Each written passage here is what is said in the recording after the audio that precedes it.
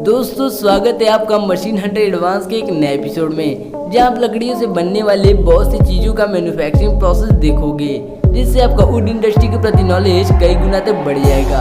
तो दोस्तों इस वीडियो को बनाने का कारण ये है कि आप हमारे पिछले लट्टू मेकिंग वीडियो को बहुत ज़्यादा सपोर्ट और प्यार दिया, जिस कारण आज हम वुड इंडस्ट्री का सेकेंड पार्ट लाए हैं। तो चलिए दोस्तों बिना देरी के वीडियो को स्टार्ट करते हैं। उससे पहले यदि आप हमारे चैनल पर नए हैं तो चैनल को सब्सक्राइब करके बेल आइकन को जरूर प्रेस कर लें। तो नंबर पहले पर आता है ढोलक मेकिंग प्रोसेस। दोस्तों बचपन में जब हम लोग छोटे थे तब हमारे घरों में जब भी भजन कीर्तन होता था तब हम लोग एक ही चीज देखते थे कि आखिर ढोलक वादक इतनी तेजी से ढोलक को कैसे बजा रहा है और ढोलक से इतना मीठा आवाज कैसे निकल रहा है। तो चलिए दोस्तों पुराने डाउट को क्लियर करने के लिए आज हम ढोलक को फैक्ट्री में बनते हुए दिखाएंगे, जिससे आपको ये भी पता लग जाएगा कि इसमें से आवाज कैसे निकलता है। तो इसे बनाने के लिए सबसे पहले लकड़ी को एक फिक्स लेंथ में नाप कर कटिंग करते हैं। फिर लकड़ी के साइड वाले हिस्से पर कंपास से सर्कल बनाकर लकड़ी के ऊपर वाले हिस्से को छीलते हैं। फिर कुछ इस प्रकार हो जाने के बाद इसमें कटर मशीन से एक होल बनाते हैं, जिस रास्ते ब्लेड को डालकर ढोलक को गोलाकार में कटिंग करके खोखला बनाते हैं। फिर इसमें एक रोटेटिंग मैकेनिज्म को डालकर इंजन से कनेक्ट करते हैं, जिससे ये रोटेट होकर घूमने लगता है। फिर वर्कर अपने ब्लेड से इसके ऊपरी हिस्से को छीलकर स्मूथ बनाते हैं। अब ब्लेड से इस पर डिजाइन बनाकर ब्राउन कलर पेंटिंग करते हैं।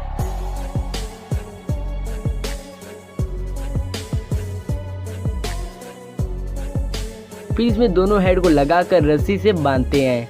दोस्तों इसी हेड को बजाने से एक वाइब्रेशन क्रिएट होता है, जो ढोलक के बॉडी में जाने से एक शानदार आवाज सुनाई देता है। फिर इसमें लेदर स्ट्रैप को लगाते हैं, जिसकी मदद से ढोलक को ढीला या फिर टाइट किया जाता है।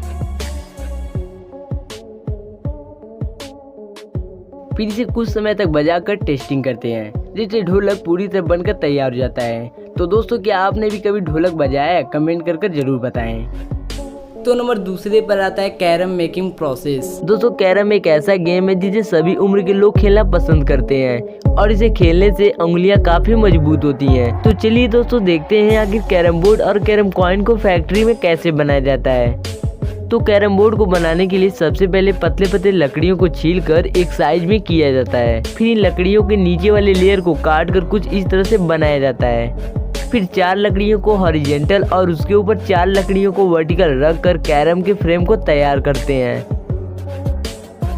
फिर इन प्लाई पर प्राइमर को लगाते हैं, जिससे कैरम पर पानी गिरने से कैरम खराब नहीं होता है। फिर इन प्लाई पर कैरम का मॉडल प्रिंटिंग करने के लिए सबसे पहले इस मशीन पर कलर को लगाते हैं और उसके नीचे प्लाई को रख कर इसके ऊपर एक फोम से स्लाइड करते हैं और इस तरह से कैरम प्रिंटिंग हो जाता है। और फिर कैरम के ऊपर रेड कलर पेंटिंग करके कैरम को लुकेबल बनाते हैं।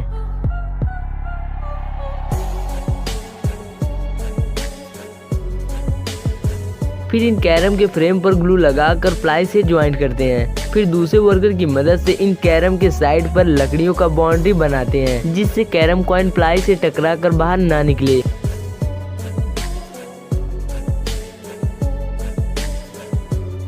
अब चारों जॉइंट पर कील को लगाते हैं। फिर कैरम के कॉर्नर पर सर्कुलर कटिंग करके कपड़े को लगाते हैं।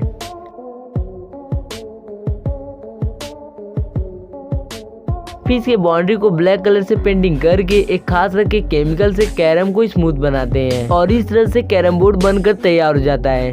अब इस खेल को पूरा करने के लिए आपको कैरम कॉइन की जरूरत पड़ेगी। तो कैरम कॉइन को फैक्ट्री में बनाने के लिए एक मशीन में लकड़ी को डालकर पाउडर बनाते हैं, जिसे एक वर्कर अपने पैरों से ऑपरेट करता है। फिर फेविकोल और वुड पाउडर को मिक्सर मशीन में डालकर मिक्सिंग करते हैं।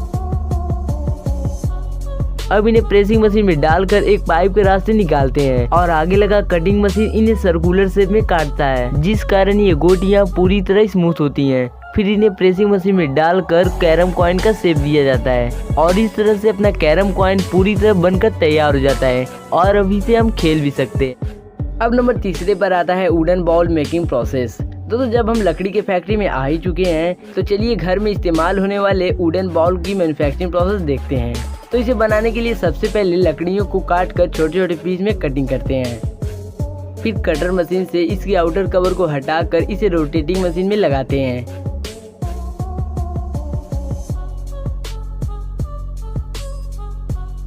जहां एक वर्कर अपने ब्लेड से इसे छीलकर बॉल का आकार देता है। फिर इसे मशीन से निकाल कर डायरेक्शन चेंज करके लगाते हैं। अब इसे ब्लेड से छीलकर खोखला बनाया जाता है और इसके ऊपर फिनिशिंग देकर क्लीन करते हैं। अब इसे और लुकेबल बनाने के लिए वर्कर इस पर कलर करते हैं।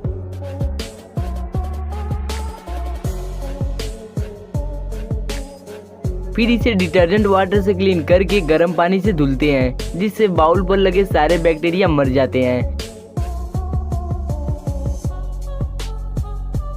फिर इस पर एक बार और कलर करके बाउल को सुखाने के लिए रख देते हैं और कुछ समय बाद ये पूरी तरह बनकर तैयार हो जाता है।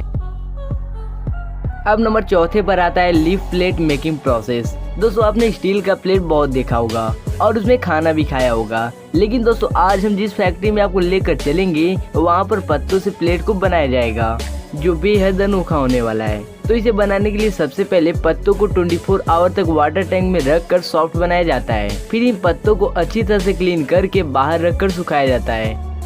अब इन पत्तों को प्लेट मेकिंग मशीन पर रखकर दबाव देते हैं, जिससे ये पत्ते प्लेट का शेप ले लेते हैं।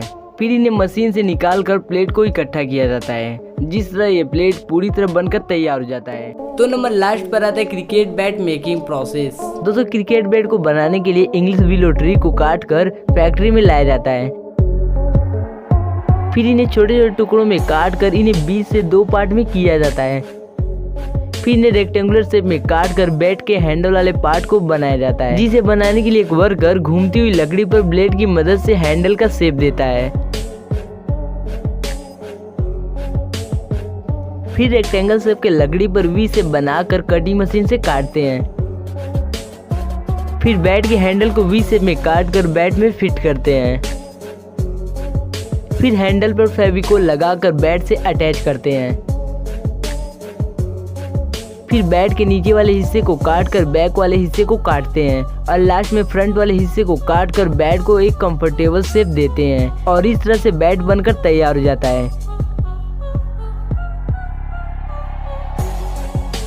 फिर बैट के हैंडल को ग्राइंड करके बैक वाले पार्ट को भी ग्राइंड करते हैं।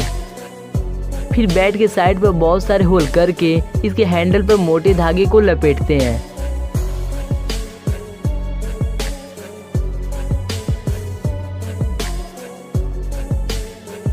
फिर बैट पर प्राइमर को लगाते हैं, जिससे बैट वाटरप्रूफ बन जाता है और लंबे समय तक खराब नहीं होता। फिर बैट पर रेड कलर पेंटिंग करके कुछ समय तक सुखाते हैं, जिससे बैट पर एक शानदार लुक आ जाता है। फिर बैट के आगे पीछे कंपनी के ब्रांड को लगाते हैं।